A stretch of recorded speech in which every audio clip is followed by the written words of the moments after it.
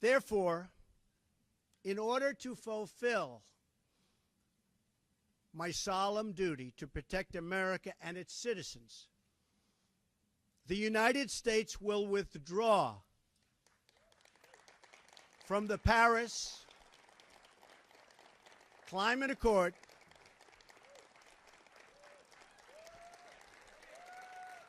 Thank you.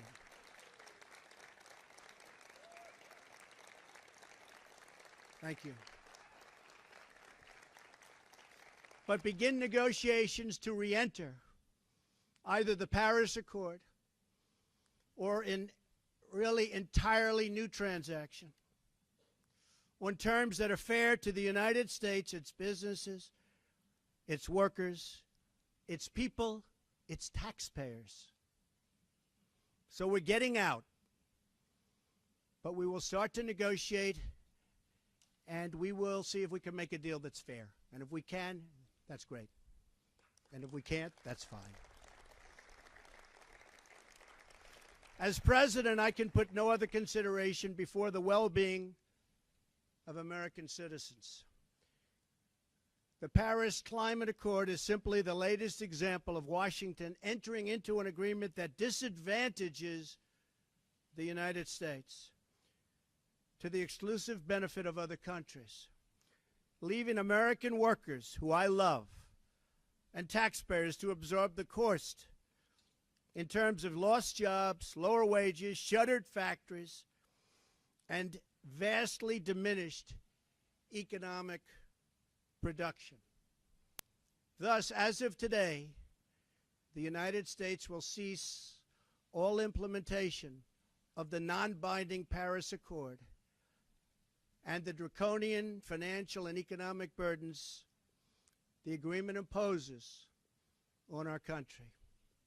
This includes ending the implementation of the nationally determined contribution and, very importantly, the Green Climate Fund, which is costing the United States a vast fortune.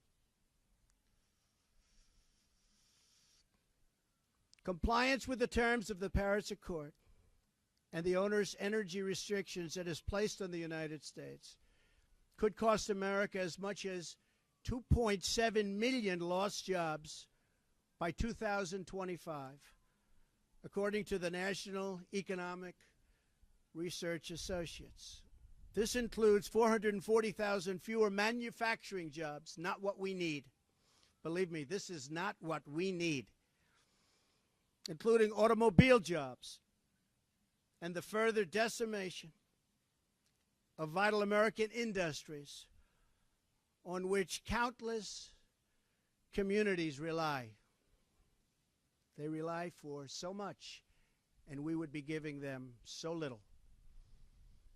According to the same study, by 2040, compliance with the commitments put into place by the previous administration would cut production for the following sectors: paper, down 12%.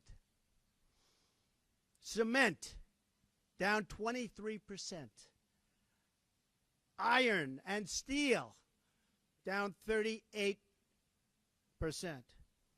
Coal, and I happen to love the coal miners, down 86%. Natural gas, down 31%.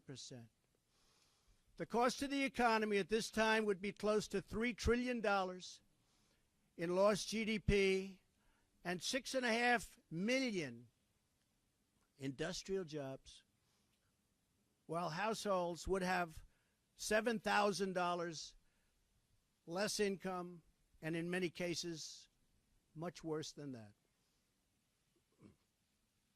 Not only does this deal subject our citizens to harsh economic restrictions, it fails to live up to our environmental ideals.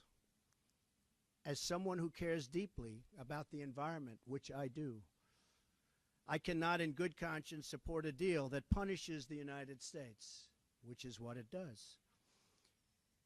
The world's leader in environmental protection while imposing no meaningful obligations on the world's leading polluters. For example, under the agreement, China will be able to increase these emissions by a staggering number of years, 13. They can do whatever they want for 13 years, not us. India makes its participation contingent on receiving billions and billions and billions of dollars in foreign aid from developed countries. There are many other examples, but the bottom line is that the Paris Accord is very unfair at the highest level to the United States. Further, while the current agreement effectively blocks the development of clean coal in America, which it does, and the mines are starting to open up. We're having a big opening in 2 weeks. Pennsylvania, Ohio, West Virginia, so many places. A big opening of a brand new mine. It's unheard of. For many, many years, that hasn't happened. They asked me if I'd go. I'm going to try. China will be allowed to build hundreds of additional coal plants. So we can't build the plants, but they can, according to this agreement. India will be allowed to double its coal production by 2020. Think of it. India can double their coal production. We're supposed to get rid of ours. Even Europe is allowed to continue construction of coal plants. In short, the agreement doesn't eliminate coal jobs. It just transfers those jobs out of America and the United States and ships them to foreign countries. This agreement is less about the climate and more about other countries gaining a financial advantage over the United States. The rest of the world applauded when we signed the Paris Agreement. They went wild. They were so happy. For the simple reason that it put our country, the United States of America, which we all love, at a very, very big economic disadvantage. A cynic would say the obvious reason for economic competitors and their wish to see us remain in the agreement is so that we continue to suffer this self-inflicted major economic wound. We would find it very hard to compete with other countries from other parts of the world. We have among the most abundant energy reserves on the planet, sufficient to lift millions of America's poorest workers out of poverty. Yet under this agreement, we are effectively putting these reserves under lock and key, taking away the great wealth of our nation. It's great wealth. It's phenomenal wealth. Not so long ago, we had no idea we had such wealth. And leaving millions and millions of families trapped in poverty and joblessness. The agreement is a massive redistribution of United States wealth to other countries. At 1% growth, renewable sources of energy can meet some of our domestic demand. But at 3 or 4% growth, which I expect, we need all forms of available American energy, or our country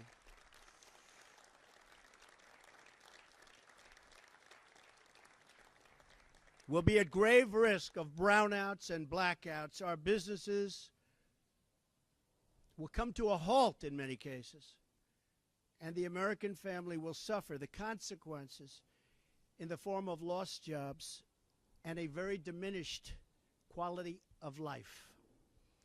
Even if the Paris Agreement were implemented in full, with total compliance from all nations, it is estimated it would only produce a 0.2 of 1 degree. Think of that.